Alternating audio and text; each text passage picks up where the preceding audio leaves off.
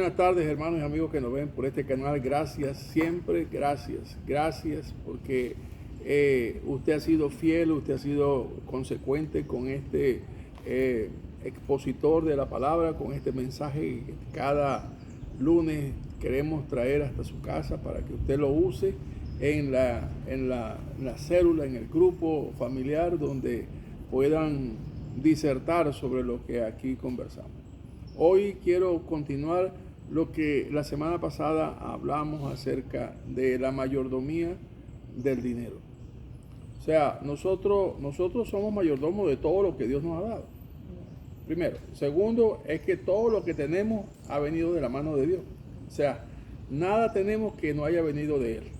Así que no podemos ni envanecernos ni victimizarnos por lo mucho o por lo poco. Siempre Dios nos ha provisto hasta el día de hoy. Y hasta el día de hoy Él nos ha sustentado. Pero quería traer el tema del dinero por todo lo que hoy día en el ambiente de nuestro país se maneja. Por ejemplo, se maneja que hay un dólar paralelo que sobrepasa los 240 bolívares a un dólar que es controlado por el Banco Central en el orden de los 160, 170. Y entonces la gente maneja el euro como referencia, otro el Binance como referencia, otro un dólar de Cúcuta como referencia. En fin, hay un desorden en la economía, así como en otros estratos de la sociedad hay una inestabilidad constante. Ahora, lo que en otras ocasiones le he predicado es acerca del pueblo de Dios, porque este mensaje no es para el mundo, sino para el pueblo de Dios. Y yo le voy a decir por qué más adelante, porque va a ver que los textos que voy a hacer referencia son textos que se refieren exclusivamente al pueblo de Dios. ¿Por qué? Porque la semana pasada hablamos que hay dos maneras de administrar el dinero. Uno, con los principios contables que todo el mundo sabe y en toda sociedad, aquí y en la China, manejan.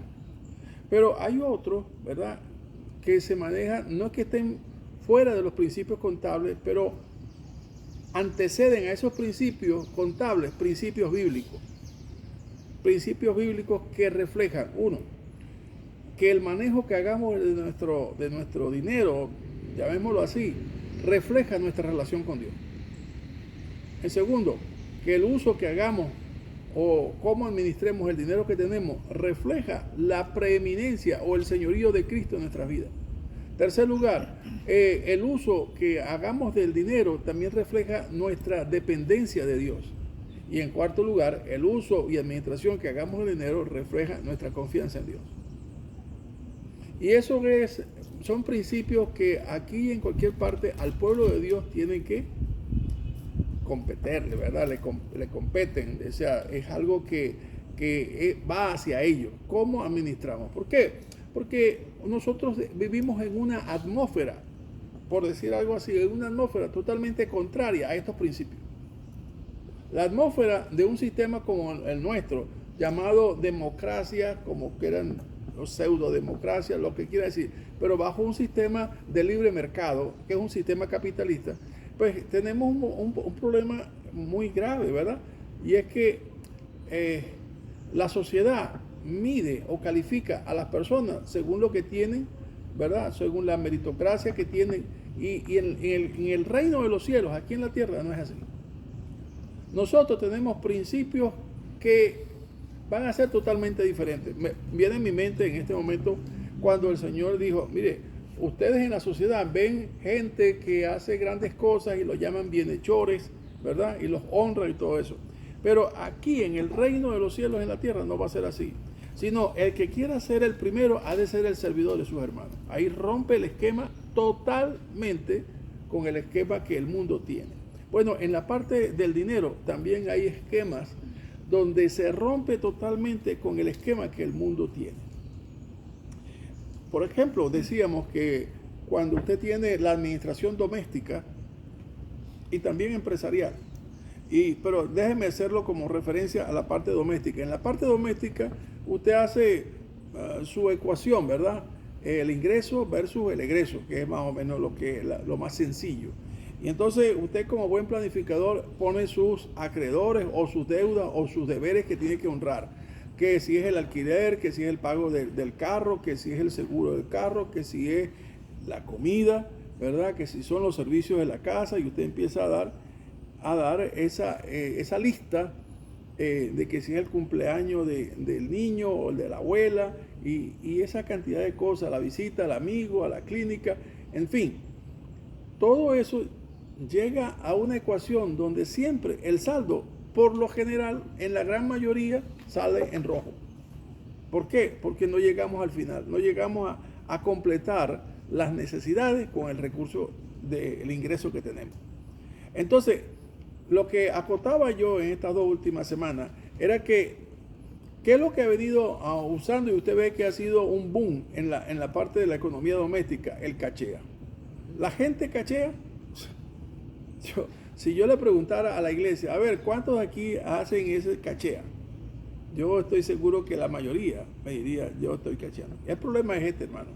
El problema es que usted puede adquirir a través de ese sistema que le cubran el 60% de lo que va a comprar. Y usted dice, me salvé, pude cubrir con ese 60%, qué sé yo, el antojo o la necesidad que tenía para cubrir. Pero también debe entender que además de eso, de cubrir esa necesidad, usted está creando una acreencia de 10 cuotas que le van a cobrar en las próximas 10 semanas. Entonces usted está adelantando sus obligaciones a terceros, ¿verdad? Antes que lleguen sus ingresos de la próxima semana. Entonces, lo que está es simplemente estirando la arruga. Y yo creo que nosotros debemos manejar nuestros recursos bajo principios bíblicos. Y cuando yo voy a hacer referencia de 2 textos bíblicos del Antiguo Testamento, y cuando hago referencia del Antiguo Testamento, es para decirle, extraemos del Antiguo Testamento principios, ¿verdad? Que no envejecen, que son permanentes, principios, ¿verdad? Porque vamos a leer, por ejemplo, el pasaje que está en Proverbios capítulo 3, versículos 9 y 10. Honra a Jehová con tus bienes y con las primicias de todos tus frutos, y serán llenos tus graneros con abundancia, y tus lagares rebosarán de mosto.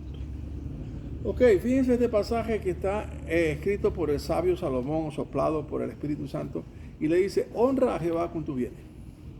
Y usted dice, pero pastor, ¿cómo hago para honrarlo si ni siquiera me alcanza para las necesidades? No, el problema no está ahí. Dice, honra a Jehová con tus bienes y con las primicias. O sea, con tus primeros ingresos. Honra a Dios en cuanto a qué? En cuanto a su señorío. Si lo que tengo para solamente comprar comida, entonces Dios te ha dado para la comida. Pero ¿quién es primero? ¿Honrar a Dios o comprar la comida? ¿Es que acaso el que te dio para comprar la comida no sabe que tienes necesidad de eso que vas a sacar para honrar a Dios? A eso me quiero referir. Entonces ahí habla de la preeminencia de Dios o el señorío de Dios en la vida del creyente. Y no estoy diciendo cuánto. Estoy diciendo es simplemente hónralo.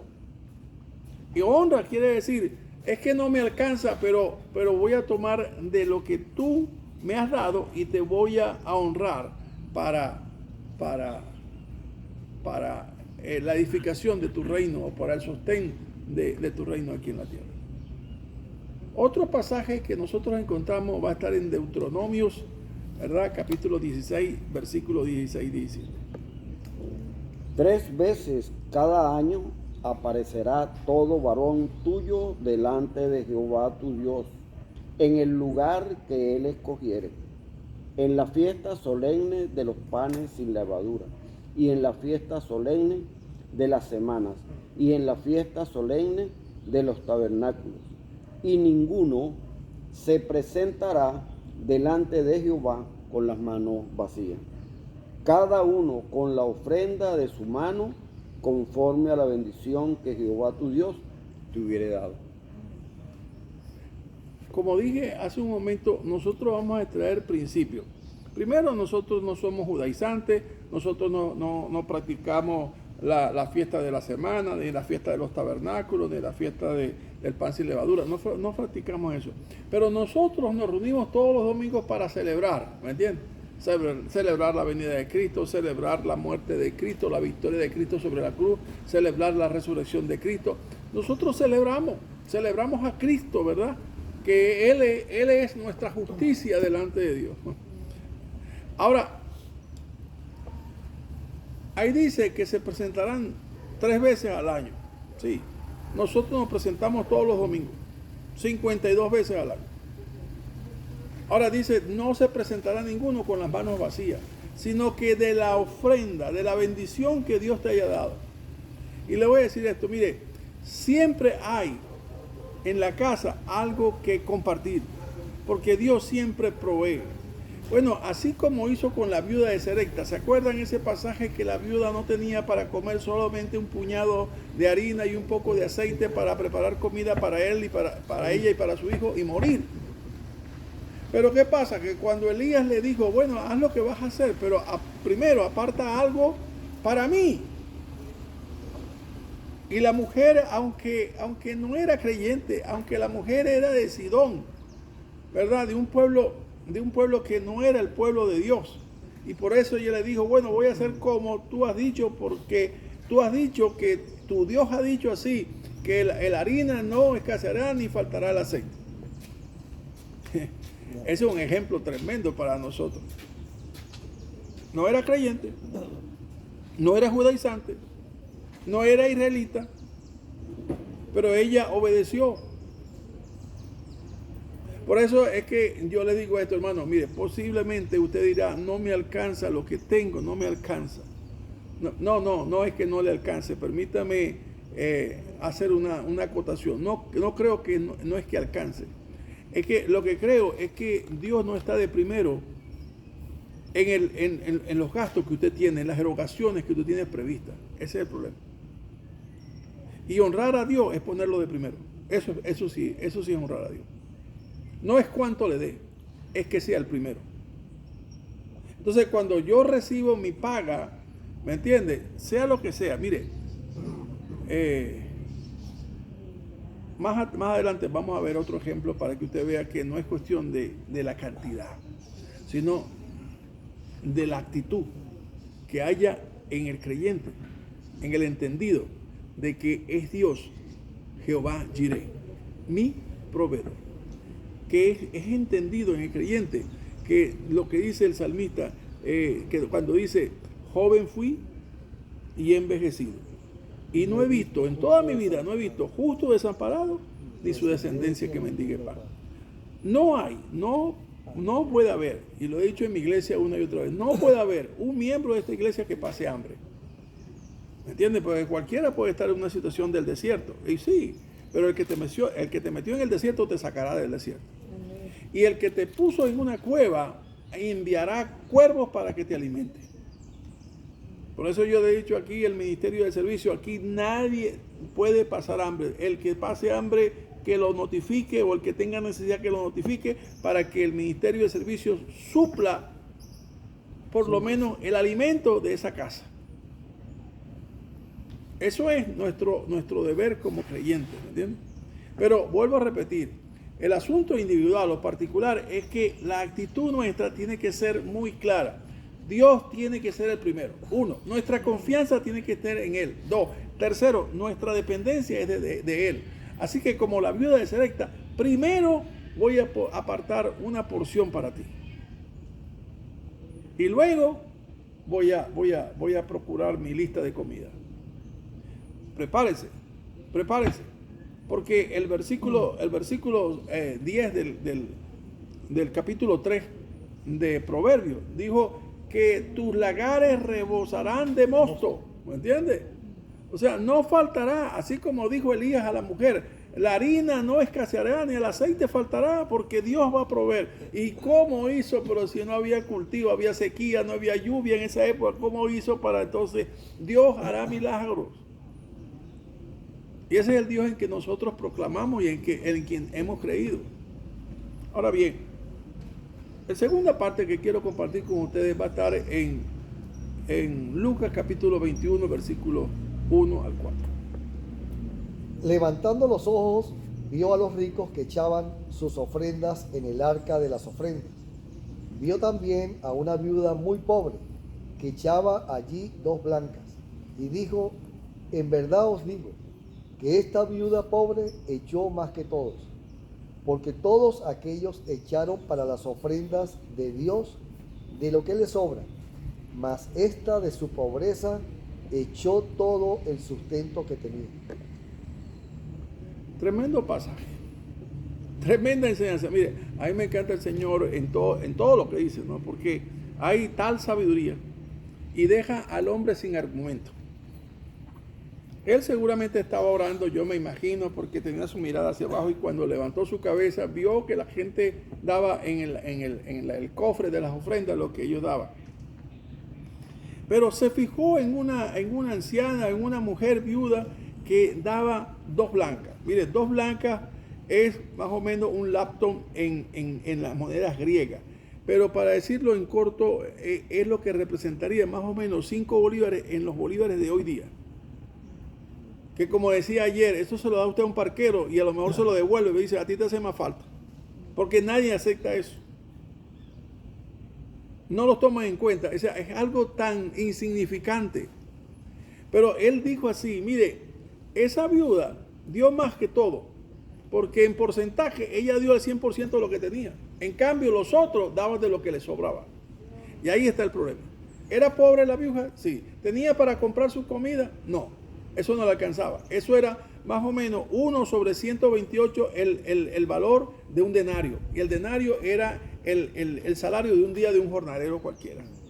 O sea, ni siquiera de un profesional, de un libre, no, sino de un jornalero cualquiera, de un sirviente. Entonces, lo que está mostrando aquí es que esta mujer no tenía para hacer la comida o la compra. Pero lo que vamos a ver aquí es que Dios se fijó fue en ella. ¿Usted cree que le faltó algo de comida a esa mujer en la semana? Pues yo me atrevo a decir que no le faltó nada. Voy a hacer una acotación de mi suegra. Ella era una mujer cristiana, ya partió con el Señor, pero era una mujer que tenía mucho temor de Dios. Y era una mujer muy pobre. Era una maestra de escuelas rurales de los años 60. Y tenía un recurso muy pobre, ¿verdad? Y no tenía la competencia de su esposo, era eventual. Pero ella era constante en su trabajo. Pero en su cuarto tenía un lienzo, y como ella también le gustaba pintar, entonces en el lienzo escribió primero diezmo, segundo comida, tercero. ¿Me entiendes? Para ella lo primero era su ofrenda a Dios. Que Dios era primero. Y le voy a decir una cosa, por testimonio de las propias hijas, dijeron: en la casa nunca hubo falta de comida, nunca. De hecho, tenía un carrito muy, muy modesto, pero tenía su carrito y tenía su casa propia. Y usted dice: bueno, aquí era la Cuarta República. No era la Cuarta República, porque todos los maestros rurales no tenían esa condición. Pero ella tenía una condición especial, y era que Dios era verdaderamente el Señor de su vida. Amén. Ahí está la diferencia. Mucha gente seguramente pasó hambre en la época de la sequía que hubo en Israel. Pero esa viuda de Serepta de Sidón no pasó necesidad. Ahí está la diferencia. El problema no es cuáles circunstancias económicas que estamos viviendo. El problema para el pueblo de Dios es si realmente se están dejando llevar por las circunstancias del mundo, o están realmente poniendo a Dios primero en su vida. Porque cuando Dios es primero en su vida, entonces el dinero alcanza y sobra. Porque Dios está dispuesto a hacer milagros hoy, así como lo hizo ayer. Finalmente, el Señor dio en Mateo capítulo 6, versículo 33, esta clase. Mas buscad primeramente el reino de Dios y su justicia, y todas estas cosas os serán añadidas. ¿Sabe lo que dijo? Una orden. Es un mandamiento. Buscar. Imperativo. Modo imperativo. Primeramente, el reino de Dios y su justicia. El reino de Dios es igual que el reino de los cielos. El reino de Dios o el reino de los cielos, ¿dónde está aquí en la tierra? La iglesia. La iglesia de Dios es aquella por la cual Él vino a establecer en la tierra. Esta es mi iglesia. Nosotros somos el reino de los cielos en la tierra. Y la justicia de este reino de los cielos es uno solo, Cristo. Porque Cristo ha venido a hacer justificación para nosotros. ¿Me entiendes? Justificados pues por la fe en Cristo, tenéis paz para con Dios. Entonces nosotros teniendo este principio tan grande en nosotros no podemos desestimar, seríamos muy torpes, desestimar esta declaración de este mandamiento de Cristo. Porque Él dice al final, la promesa dice, y todas estas cosas, o sea, todas esas creencias que todavía falta por cubrir, los servicios, la luz, el internet, la comida, la salud, la recreación, y todo eso que falta, os serán dados como ñapa. Aquí en Venezuela decimos así, como añadidura. O sea, será nada pues para Dios darte eso. Pero Dios tiene que ser primero en nuestra ecuación administrativa. Si eso lo hace, Dios le bendiga. Si no lo hace, le exhorto que lo haga. Y usted verá cómo rebosará su despensa de abundante comida. Porque Dios va a hacer milagro. Y dice Él en su palabra, yo honro al que me honra. Dios le bendiga donde quiera que esté. Amén.